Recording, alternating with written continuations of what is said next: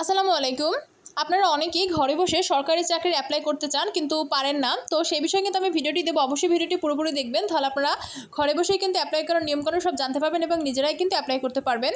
তো দেখুন, এখানে আমি প্রাথমিক শিক্ষা অধিদপ্তর তার অ্যাপ্লাই পদ্ধতি দেখিয়ে দেবো। তো আপনারা চাইলে কিন্তু আমি এভি লিঙ্ক দিয়ে দেবো, সেখানে আপনারা আমার নক করতে পারেন। আমি কিন্তু আপনাদের অ্যাপ্লাই করে দেবো, অবশ্যই শর্ত প্রযোজ্য। তো প্রাথমিক শিক্ষা অধিদপ্তরের যে ওয়েবসাইট লিঙ্ক, তো সেখানে প্রথমে সেটা লিখে আমরা এন্টার করব। দেখুন ডিপিইআর, তো এখানে টেলিটক দেওয়া যে থাকবে সেখানে আমরা ক্লিক করব, কারণ আমরা টেলিটকের মাধ্যমে যেতে অ্যাপ্লাই করব। তো এখানে আসার পরে দেখুন উপরে দুটি হচ্ছে সার্কুলার, আর নিচে দেখুন application from click here to apply এখানে আছে, এটার উপর ক্লিক করব যেহেতু আমরা অ্যাপ্লাই করব। আর উপরে দুটি হচ্ছে সার্কুলার বিস্তারিত। তো এখানে দেখুন সার্কুলার আমাদের একটি আছে, তো এখানে ক্লিক করে নেক্সটে ক্লিক করতে হবে। এরপরে দেখুন আমাদের সার্কুলার দুইটি পদ ছিল, একটি অফিস সহকারী কাম কম্পিউটার, একটা হিসাব সহকারী। আমরা এখানে অফিস সহকারী কাম কম্পিউটার মুদ্রা করে এখানে অ্যাপ্লাই করব। তো এখানে ক্লিক করে আমরা নেক্সটে ক্লিক করব।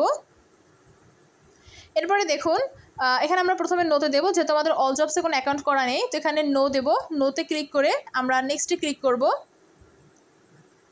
এরপরে দেখুন আমাদের কিন্তু এবার সামনে চলে এসেছে অ্যাপ্লাইয়ের। আর সব চাকরিতে কিন্তু সেম পদ্ধতিতে আপনাদের যেতে হবে। জাস্ট আপনারা যেটা আবেদন করবেন তার ওয়েবসাইট লিঙ্কটার উপরে ক্লিক করে নেবেন সেই অনুযায়ী। এরপর দেখুন অ্যাপ্লিক্যান্টস নেম, এখানে ইংরেজি বড় হাতে লিখতে হবে সব। এরপরে আবেদনকারীর নাম বাংলায়, এখানে আপনার নাম বাংলায় লিখবেন, অবশ্যই এনআইডি কার্ডে যেভাবে আছে সেই অনুযায়ী লিখবেন। ফাদার্স নেম, পিতার নাম বাংলায়, মাদার্স নেম ইংলিশে লিখবেন, বাংলায় লিখবেন। ইংলিশের সবগুলো অবশ্যই ক্যাপিটাল লেটার লিখবেন এবং আপনাদের এনআইডি কার্ডে যা আছে সেই অনুযায়ী লিখবেন। ডেট অফ বার্থ যা আছে এনআইডি কার্ড সেই অনুযায়ী, ন্যাশনালিটি তো বাংলাদেশি, রিলিজন যা যেটা সেটা দিবেন। জেন্ডার মেল হলে মেল, ফিমেল হলে ফিমেল।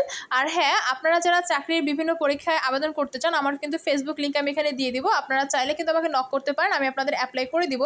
অবশ্যই শর্ত প্রযোজ্য সেক্ষেত্রে।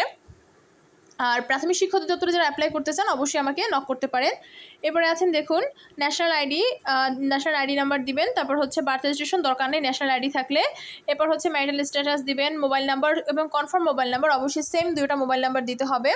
তারপর ইমেল দিবেন। আর কোটা, যদি আপনাদের কোনো কোটা থাকে, ফ্রিডম ফাইটার বা চাইল্ড অফ ওয়ারিয়ার, তারপর ফিজিক্যালি যারা প্রতিবন্ধী, এগুলো থাকলে দিবেন, না হলে নট অ্যাপ্লিকেবল দিবেন। এবার ডিপার্টমেন্টাল স্ট্যাটাস, আপনি যদি কোনো চাকরি করে থাকেন সেক্ষেত্রে সেটা দিবেন, আর না হলে আপনারা নট অ্যাপ্লিকেবল দিবেন। এই প্রথমে চাকরির গেল কী দিবেন। এরপর আপনাদের অ্যাড্রেস। দেখুন এখানে প্রেজেন্ট অ্যাড্রেস অর্থাৎ বর্তমান ঠিকানা এবং পার্মানেন্ট অ্যাড্রেস যদি দুটোই সেম হয়ে থাকে তাহলে সেক্ষেত্রে আপনি প্রেজেন্ট অ্যাড্রেস যেটা সেটা লিখলেই কিন্তু পার্মানেন্ট অ্যাড্রেস এটা টিক চিহ্ন দিলেই পাশে হয়ে যাবে। তো কেয়ার অফ আপনার বাবার নাম দিবেন বা আপনার গার্ডিয়ান যে আছে তার নাম দিবেন। এরপর ভিলেজ, রোড বা হাউস আপনার ঠিকানা দিবেন। তারপর ডিস্ট্রিক্ট, উপজেলা, পোস্ট অফিস এবং পোস্ট কোড দুটোটাই দিতে হবে। আর যদি দুটো সেম হয় উপরে দেখুন সেম অ্যাজ প্রেজেন্ট অ্যাড্রেস, এখানে টিক চিহ্ন দিলেই কিন্তু আপনাদের অটোমেটিক ওটা নিয়ে নিবে। এবার আপনাদের পড়াশোনার এডুকেশনাল কোয়ালিফিকেশন, প্রথমেই আছে এসএসসি এক্সামিনেশন, আপনারা যেটা আছেন দাখিল বা এসএসসি সেটা দিবেন। এবার রোল নাম্বার দিবেন, গ্রুপ অথবা সাবজেক্ট যেটা সায়েন্স, আর্টস, কমার্স সেটা দিবেন। তারপর আপনাদের বোর্ড দিবেন, বরিশাল, ঢাকা যেটা আছেন, তারপর রেজাল্ট, তারপর পাসিং ইয়ার। এরপর সেম এইচএসসি ভাবে এক্সামিনেশন, এখানে আপনারা যে এক্সাম দিয়েছেন সেটা সিলেক্ট করে নিতে হবে। এরপর রোল নাম্বার, গ্রুপ সাবজেক্ট, তারপর বোর্ড, রেজাল্ট, পাসিং ইয়ার।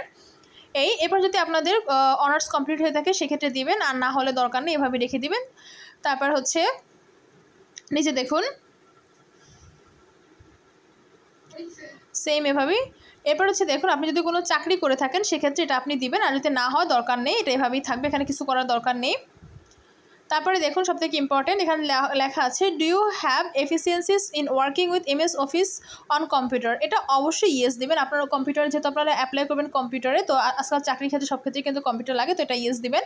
তারপর এখানে দেখুন কোড নাম্বার যেটা আছে সেটা দেখিয়ে আপনারা কোড নাম্বারটা লিখে দিবেন। তারপর এখানে টিক চিহ্ন দিয়ে ডিক্লেয়ার দিয়ে সাবমিট করে দিবেন। যেহেতু আমি ইনফরমেশন পূরণ করিনি তো আমার আসেনি। তো সাবমিট করার পরে দেখবেন আপনার আরেকটা পেজ আসবে, সেখানে শুধু আপনার ছবি এবং সিগনেচার দিতে হবে। দেওয়ার পরে কনফার্ম করলে আপনার এরপর টাকা পাঠাতে হবে টেলিটক সিম থেকে।